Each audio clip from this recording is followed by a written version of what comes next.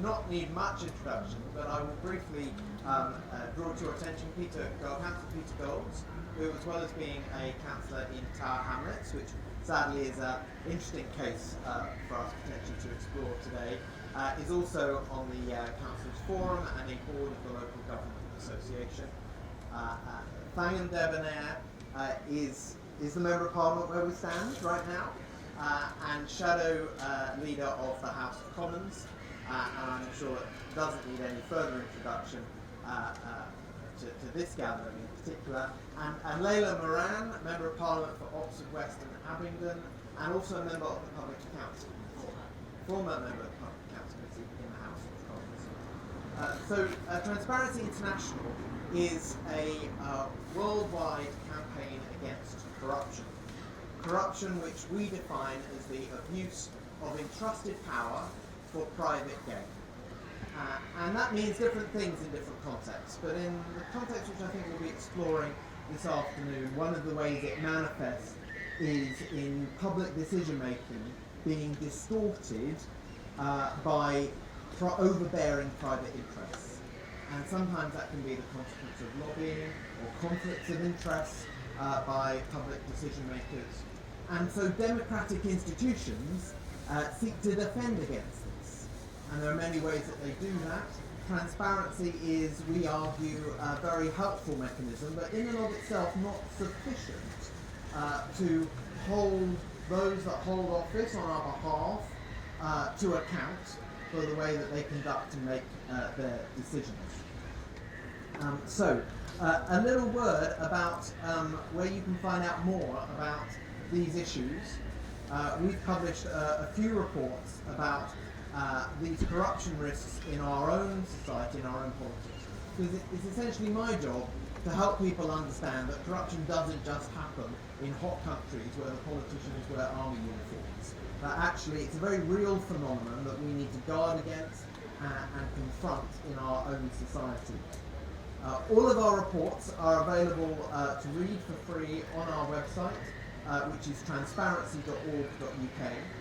We published a report called Permission Accomplished, which did an assessment of how strong the safeguards against corruption and conflicts of interest were in a number of councils, and we found that although we've come up, the councils and government have come up with arrangements to prevent these problems, that they've fallen into disrepair in many councils across the country, and we challenge them, and I hope you would challenge your councils to make sure that they're addressing these issues.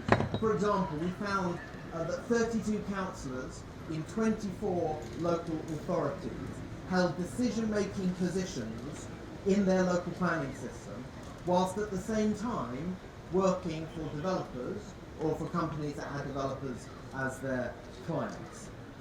We think that councillors who are going to be making decisions about local development need to choose who they're working for.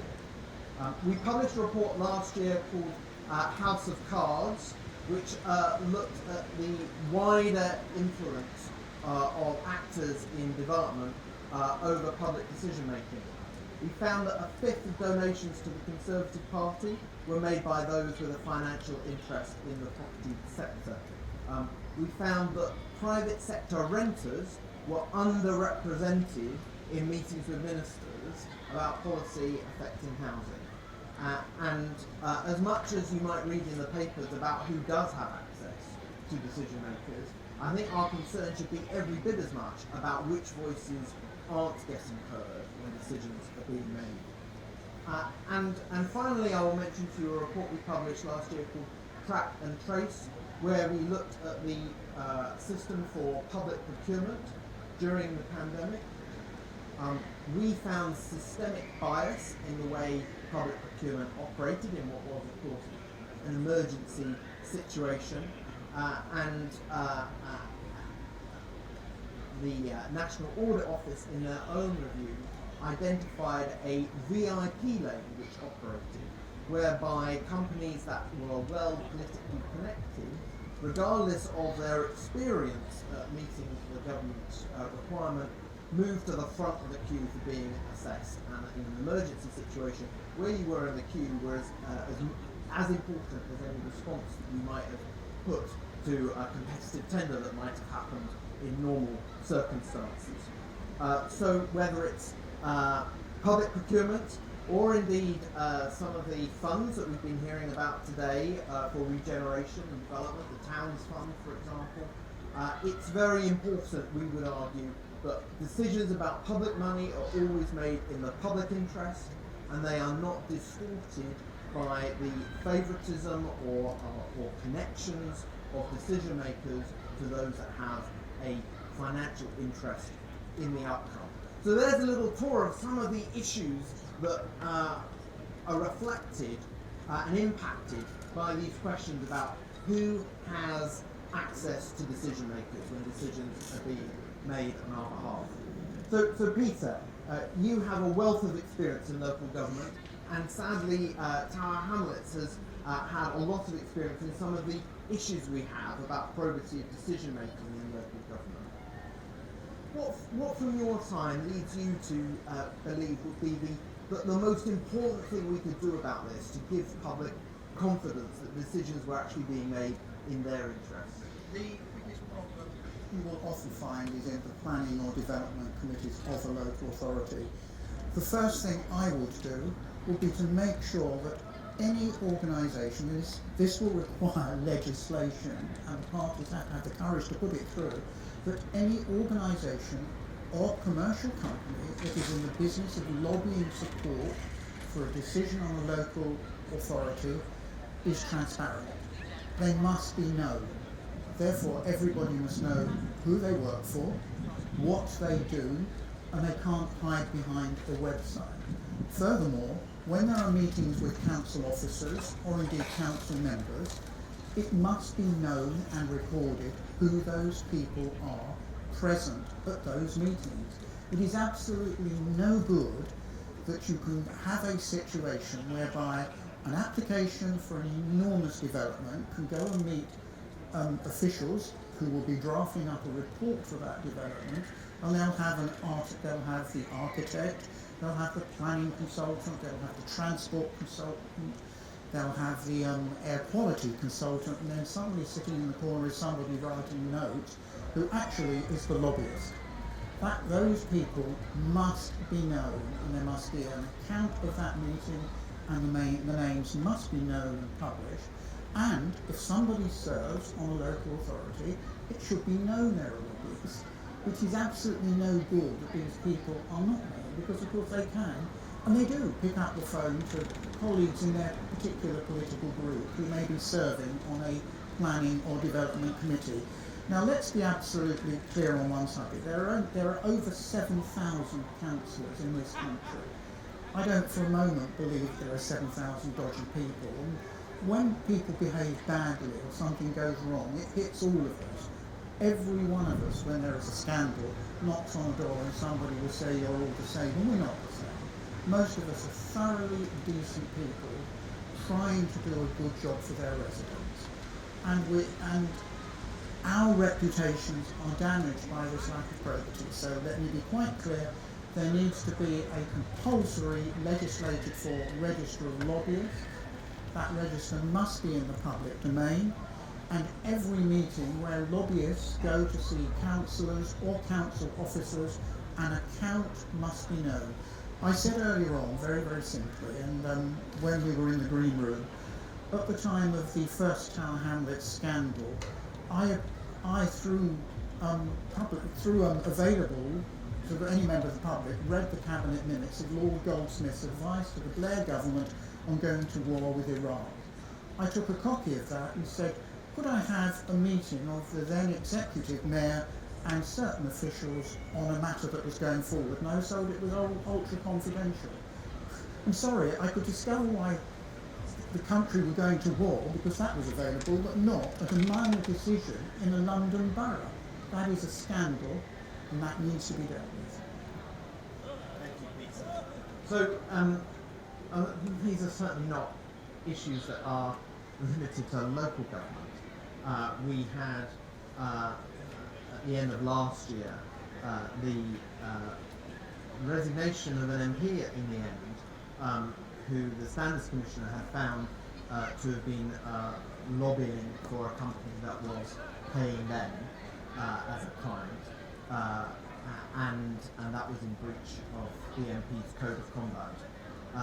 There's a lot to be done, not just to strengthen the code, but also to strengthen how standards are upheld against it. Thangam, are you confident that wasn't just a bad apple, and that more MPs are not bought as lobbyists for private interests? Well, I thought what was interesting about the Owen Paterson affair was that he broke the rules and the system did pick that up. And what was really quite heartening in some ways was the fact that the system was seen to be working. What undermined it was, unfortunately, members of the government who tried to reframe and actually basically redo the rules retrospectively after Owen had been found to have taken a very large amount of money for a very large amount of access, totally in breach of the rules. There was no doubt, there was piles of evidence. A lot of his colleagues painfully came to vote with us. Painfully for them, it wasn't painful for me. They came to vote with us in the lobbies that day because they knew that to be the case. Now, I found it quite interesting. I was responding for the opposition that day as Shadow Leader of the House of Commons, and I found it quite extraordinary to be in a position where the government was doing what it was supposed to do, which is propose the motion to suspend Owen, and Jacob Rees-Mogg, who was the guy that proposed it, who I was shadowing at the time, sort of tokenistically said, yeah, we move this motion, and then spent the following 40 minutes, it felt like hours, didn't it, Layla, undermining his own motion, saying, but this is a stupid motion, effectively, and we want to rewrite it, and we want to vote for this amendment that would basically undo the work of the Standards Committee and the Standards Commissioner, who are two slightly separate things. Now, I thought it was a good example there. The system was fine, but it's no good if a government wants to retrospectively, or a mayor, or a councillor, wants to change the rules having been caught bang to rights. I am not dewy-eyed and naive enough to think that there was ever a golden age at which members of the public just thought all MPs were just marvellous people and we could all be trusted. I'm not stupid. I do aspire for that golden age, and I think we should never stop trying to achieve it. And that's why the Nolan standards on public life are sort of written, as some of my staff know, or some of my former members of staff in this room will know, are printed up and put on my office wall, because I expect all of my staff to adhere to them on my behalf. But you should be able to trust the system. And unfortunately, the Owen Paterson affair, it wasn't so much that the Tory party lost an MP, although I'm sorry, that was nice for us, and obviously nice for Layla, but it was a sign that trust in the system was being eroded, because from the very top, there were attempts to rewrite the rules. Now, we withstood those, but it has undermined trust. Why does that matter? In terms of you asking me, can we trust MPs? You ought to be able to be both sceptical about MPs, or councillors, or mayors, and confident that the system will operate properly. I still think it's a good system, by the way. It could definitely be strengthened. I have brought a visual aid, the report by the Committee on Standards in Public Life. That is an external, non-party political, non-political body that makes recommendations on how to improve standards in public life. And since 1695, there have been rules against lobbying. And the rules, until last, was it October or November when that happened? Whenever it happened, the rules only ever went in one direction. They got stronger. And last October, the government of the day, not typical of all Conservatives, by the way, I want to be really clear about that, and not reflecting the views of many Conservative MPs in the room, took a handbrake turn and said, oh no, well, this doesn't suit us, we'll go back on it. This report came out in November. It makes excellent recommendations. It took Evidence and Transparency International, you are extensively quoted and referred to, and there are some really sensible recommendations in here which we ought to have adopted, and indeed we voted for them last week when the Labour Party put that forward as a motion to Parliament. And unfortunately, and I think it is unfortunate, the government of the day didn't vote against them but didn't turn up to vote with us. And I think that does further undermine trust. Because you ought to be able to trust that if there are rotten MPs, that the system can pick them up. And at the moment, we're in danger of going backwards because the government last Monday had an opportunity to put right some of the damage they did in the Owen Paterson affair and chose not to. And I think that that has consequences, not just for sort of random ideas of decency, which I do hold dear, but a belief in democracy, which I hold also very dear, and that matters because if you don't believe in democracy being a good thing, it's a very rocky road for us to be going down, considering the number of countries around the world which appear to be going backwards and edging away from democracy, and you can see the results, which is the weaker democracy is, the less the needs of most people are taken into account by politicians of any party. That's a very dangerous road for us to be going down. We are looking at that road right now. This is a critical time. And although we passed that vote, I am not yet holding my breath, sadly, that the government will implement it, which they ought to be, at least responding to those recommendations. So I don't think you can assume all politicians are not corrupt or not honest. I personally have experienced most politicians as Peter said, decent, trying to do the right thing, trying to be accountable, we have rules. But you ought to be able to trust the system to pick it up, and at the moment I'm not convinced you can. Thank you, absolutely. Thangam makes a really important point here, that it's one thing to articulate standards, to enunciate rules. It's quite another to uphold them and to make sure that people have to live by them. One of the recommendations in that report that you supported last week is that the Prime Minister's independent advisor on ministerial interest should be able to instigate his own investigations into ministerial conduct. And the Prime Minister's position, as explained just a couple of weeks ago in his forward to the Ministerial Code, is that he has to ask the Prime Minister's permission. He can't do anything without the Prime Minister's permission, and that unfortunately raises questions about how confident, to use a word, we can be that these rules, however good they look on paper, will actually be upheld. But it's extraordinary, isn't it, Duncan, that until now We haven't had to face a situation where a Prime Minister has taken no notice. And that's the problem, and it's a problem at the moment because it is the Prime Minister himself about whom such allegations are being made. That's not been the case. Since the Labour government introduced the standards and the independent advisor, we've not been in this situation. Now we have been, we can't go back, we can't put the genie back in the lamp. And the independent advisor should be able to initiate inquiries, and it's kind of odd that any government would want to stand against that, having been found, I'm afraid to say, bang to rights. Thank you. So we've talked about issues in development and decision making in planning and conflict of interest in councillors. We've talked about some of the issues around lobbying and paid lobbying activity by members of Parliament. But this also affects how public money is spent. And Layla, as a former member of the Public Accounts Committee, you'll be very familiar with the work of the National Audit Office in trying to determine whether public money is being spent according to public interest or whether it's being directed according to other interests. Is it a level playing field, or should we be worried?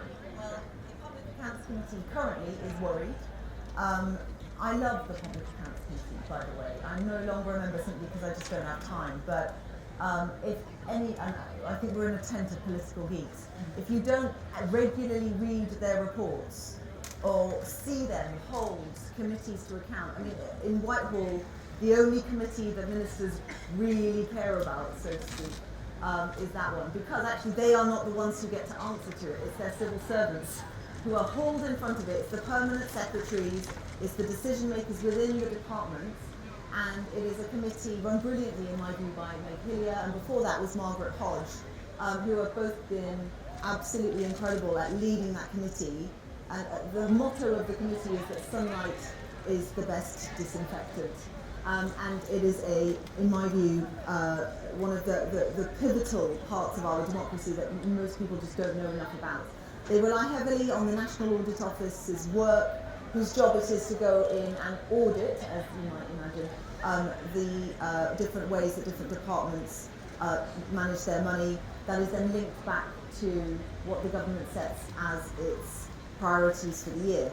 Now, the Public Accounts Committee, day before yesterday, released a report called Supporting Local Economic Growth, in which they identified our fears around pork barrel politics do seem to be well-founded.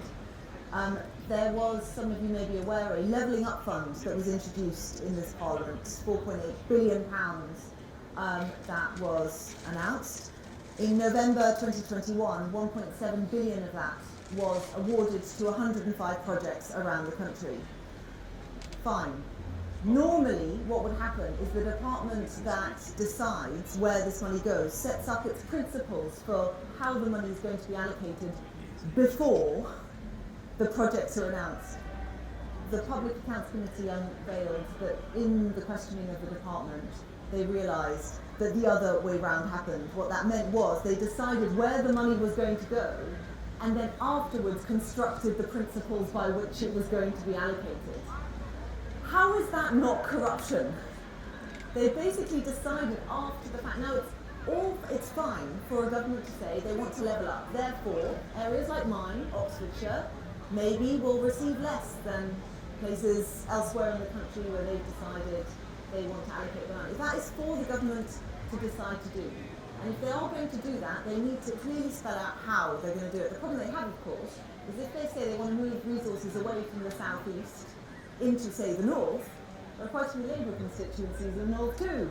And so what they ended up finding was that money was being allocated to particularly conservative marginal seats going towards that 2019 Red Wall intake, and then the principles were created afterwards. That is completely unacceptable.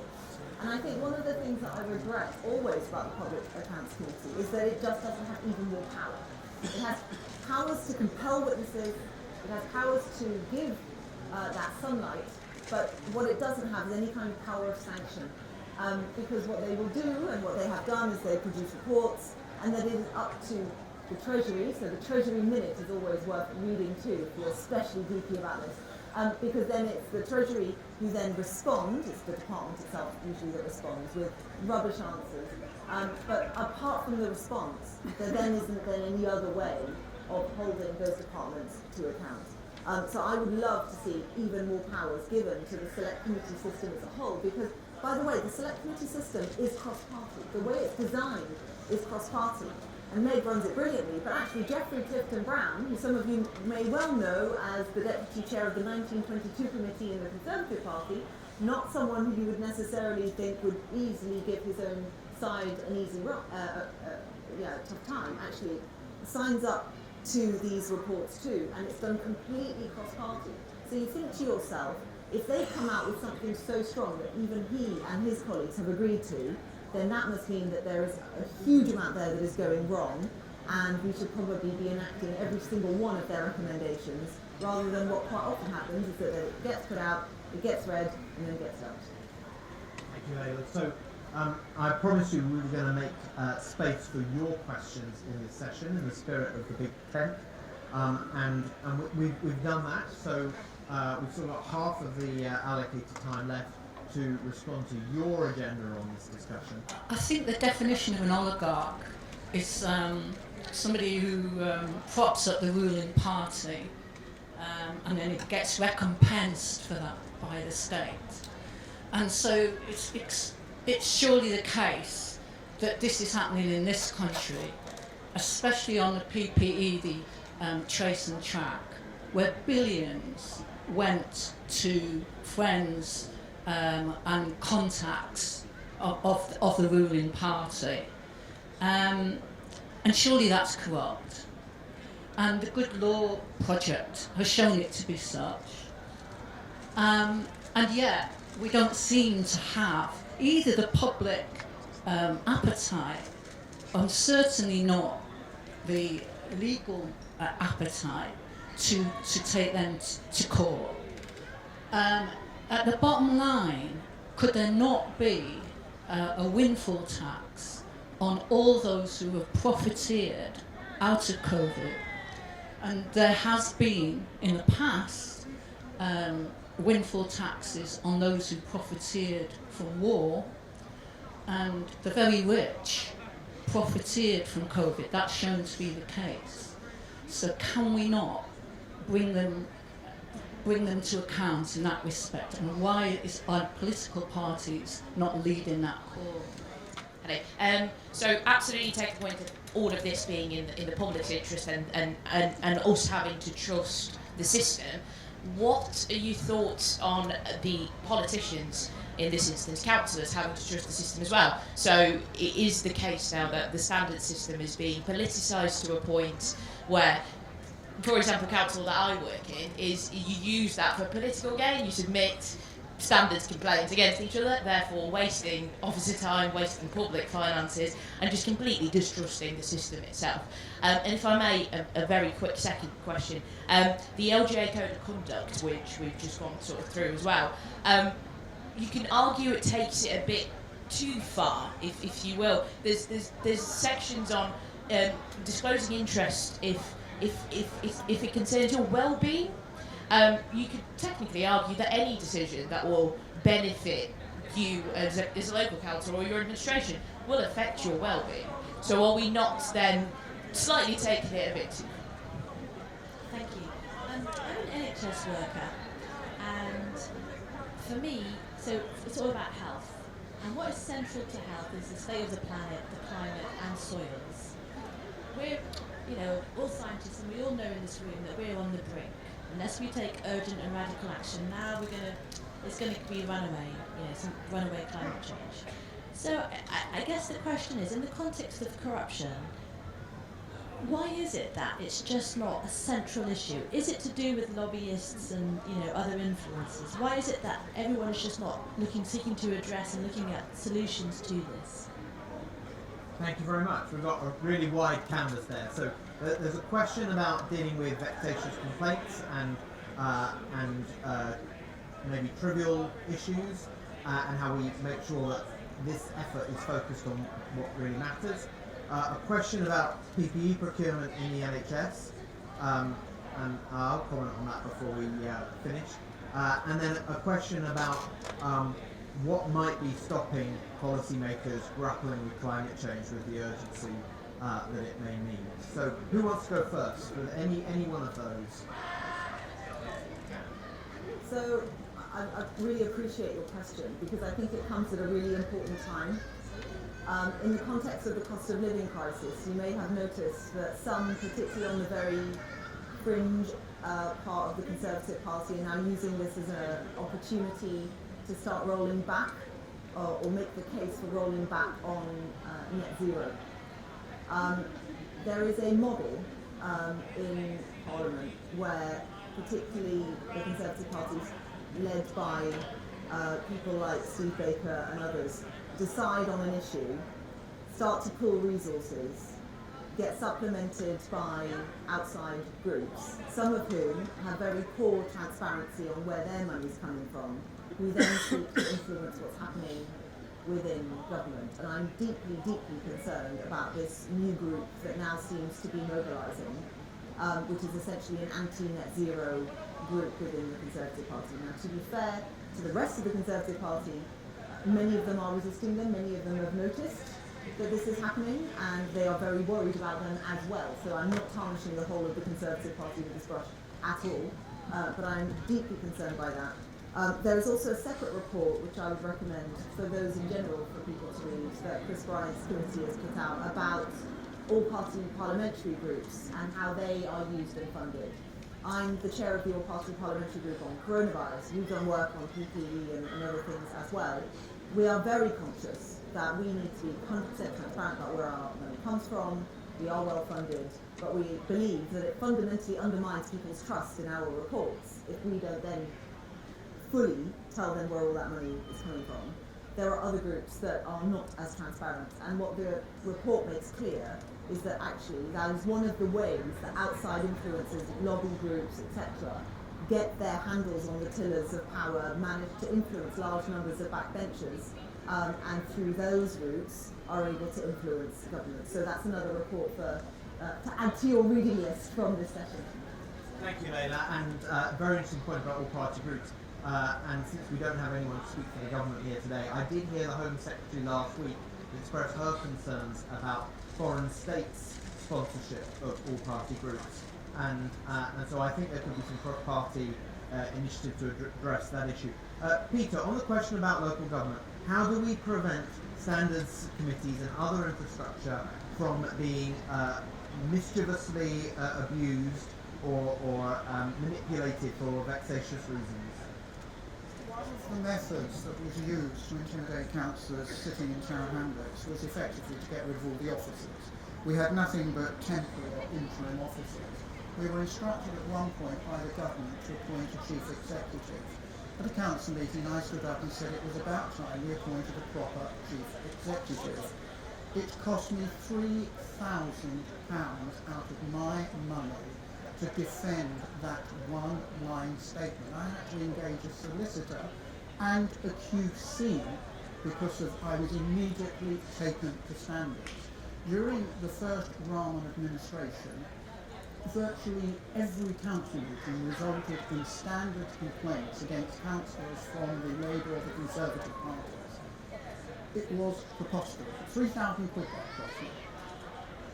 So it is an absolute misuse of the system. And incidentally, although Rahman was executive mayor, he declined to answer questions at council meetings, advised by the then interim legal officer that it would infringe his human rights to answer questions, although he held all executive power. And in the period between 2010 and 2015, when he was initially excluded, he appeared once at overview and scrutiny and handed over all questioning to officers. So where do you go on scrutiny on this matter? But we need to repair a system, and a system which was invented by the executive mayors by the Cllr government of 2000 is clearly not working, and the current government needs to look at how executive mayors work. Thank you. One of the things we looked for in our assessment of councils was whether they had clear terms of reference for their standards committee and whether the activity of the standards committee was appropriately transparent, and that might help people understand when it's being abused and help deter those from misusing those arrangements. It's clearly a serious issue. Thangam, very important question raised about the NHS spending. Yes. Can you have that one? Yes. So, I mean, I'm going to try and combine the answer to the first and the third question because they are weirdly related. And that is that the windfall tax is on the oil and gas companies was a policy that the Labour Party and other parties too have been pushing for months and months. Government appeared to adopt our policy, but if you read it carefully, that's not what happened. What actually happened was they adopted some of the language of our policy, but ended up giving an effective subsidy to oil and gas, which then relates back to your question about why isn't climate change central attention. My experience of it actually is that it is. We talk about it a lot. There has been any amount of debate, but also the first act anywhere in the world, the first legislation anywhere in the world on climate change was passed by a Labour government in 2008. And successive governments of all political colours have always, you will probably say, not paid enough attention to it, and I would wholeheartedly agree. We also have to do a ton of other stuff as well. But the transparency argument is right there. Because we really I need to know who lobbied the government about the windfall tax on oil and gas. And how did that end up translating into an effective subsidy for the oil and gas companies not to spend on renewables? They can't spend that tax break on renewables. They can only spend it on oil and gas, which is completely insane. And the policy as our parties wanted it, was the opposite. It was, we take the windfall tax and we use it to do the opposite. We actually use it to decarbonise. We wanted to insulate loads of homes and reduce the amount of fossil fuels that was actually being used in the first place. And in Sue's point, I think windfall taxes is a policy that virtually every government of different political parties has at some point used. I can't make a commitment to that policy at the moment. Rachel Reeves is looking at all aspects of tax policy. Problem with making tax policy commitments at this stage is if the economy's tanking, you actually don't know what you're going to have to do with it in 5 months' time, that's 2015. But I think all of us will probably be looking at different ways of sanctioning oligarchs. There are others as well. We've actually got sanctions at the moment for Russian oligarchs. There are obviously therefore ways which exist that we could sanction other oligarchs under your definition. They clearly exist. We in our research found 73 contracts during the pandemic, representing a fifth of COVID contracts by value, £3.7 billion, which raised red flags for corruption. This might be because of political connections to the people awarded the contracts, little prior experience in actually fulfilling the contract, or the way the contracts were issued without any competition. we asked the current Secretary of State for Health for an independent audit of the award of those 73 contracts. We are still waiting. So another round of questions. Thank you. My question is about pork barrel politics. I don't think that is necessarily an invention of the present government. So I wanted to ask the panellists, where do they draw the line between allowing a government to act on measures perhaps that were in its manifesto in terms of levelling up, and pork barrel politics where actually that is being skewed completely in favour of perhaps one party in a particular area? Thank you. Great challenge. So we have a question as well from Steve. We've heard about how lobbyists and private interests have played an outsized role in big decisions. How can you, so it's a challenge for you as a panel, make your constituents' voices heard instead? And then a final question, we don't know who it's from, the question asks, how do you create robust systems for procurement or development that aren't so stringent that they're only accessible to organisations with a lot of resource or expertise to get through that? I mean, it's a shame we don't have that question from, because I think it's a really pertinent one that needs a lot of thought. So those are our last three questions. Pick one, because we won't have time for you to answer all of them. Would you like to go first this time, Thangam? I'm going to pick Steve's. How do you make your constituents' voices heard? We have any number of tools to do that with. I think one of the problems of the COVID crisis was that the government of the day used COVID as an excuse not to answer our questions in a timely manner at exactly the time, in my opinion, when they should have been doing the opposite. They should have been answering our questions even quicker and even more transparently. We do have lots of ways of making our constituencies known through written parliamentary questions, letters to ministers, oral questions, sponsoring debates. There's any number of ways, and they are transparent in the sense that every word that I put into paper, onto a written question or an oral question, is publicly available, apart from my letters to ministers. But I think that we really struggled in the last 2 years, and my worry, Steve, is that we will get into a way, without the implementation of the Committee on Families and Public Rights report, if we don't have that, the balance is tilted even further away from constituents and in favour of lobbyists by virtue of the fact that their contributions are not properly held up to account, whereas my constituents, when I put a question on their behalf, it is public knowledge. And I think that is, the public knowledge is the right way to go, the hidden stuff is the wrong way to go, and the committee's already shown us how we can make that better. Thank you. Peter, the question about making sure that we don't create something so burdensome that only the biggest, most well-resourced can engage in it. Do you think there's an issue here in terms of the ordinary person's ability to engage with a system that is properly transparent? I believe in utter transparency. We have many criticisms of the United States, but after a very short period, you can go into Washington and read documentation relating to a previous administration. They're not sealed for decades. I mean, you can go very easily and see what was happening under the Clinton administration, under the George W. Bush administration. Government should not be afraid of their decision making. If a government makes a decision that is important, of course there'll be issues of commercial confidentiality, and you can put those away. But the real decision making places should be open. We've already heard the famous expression, there is nothing better than the disinfectant of sunlight. And that helps it, and it takes away the taste and the smell. And in the issue of COVID, there was worldwide chaos. Every government in every country in the world was scrambling around issuing contracts and doing things. So let's not beat ourselves up too much. And then let's see how many people end up, Lord knows what happens in France and many of the other countries.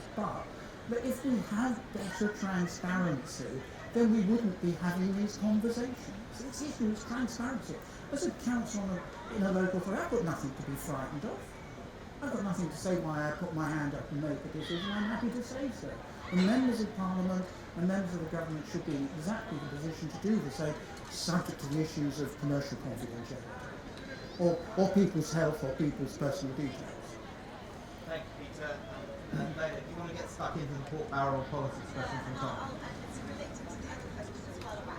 More accessible to small businesses. I mean, on the pork barrel politics, I think, and as I said, it is up to a government to decide its priorities. I think it's wrong when you've got huge amounts of money to give away, that you then construct the principles by which you're going to give away the money based on who you would want and which marginal constituencies are going to get those projects. The way it would normally happen is actually the best way, which is the department with the ministers will translate that policy into awarding criteria for contracts.